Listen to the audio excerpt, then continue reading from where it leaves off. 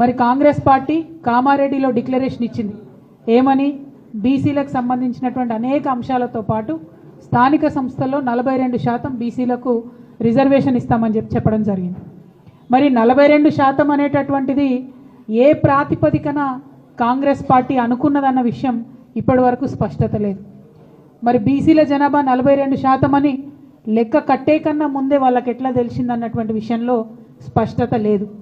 ఆనాడు ఎన్నికలకు వెళ్ళేటటువంటి హడావుల్లో చాలా వాగ్దానాలు చేసినారు వాళ్ళు, అందులో ఇది కూడా ఒకటి వాళ్ళు చేయడం జరిగింది. ఇవాళ మరి 42% అంటే ప్రతి ఒక్కరం కూడా ఆలోచిస్తూ ఉంటే బీసీ జనాభా సగానికన్నా ఎక్కువ ఉందని రమారమి మనం చెప్తా ఉంటాం. అంటే అది 50% కావచ్చు, 60% కావచ్చు, ఇంకా ఎక్కువ ఉండొచ్చు, ఎంత ఉన్నదన్నది ఎవరికి తెలియనటువంటి విషయం.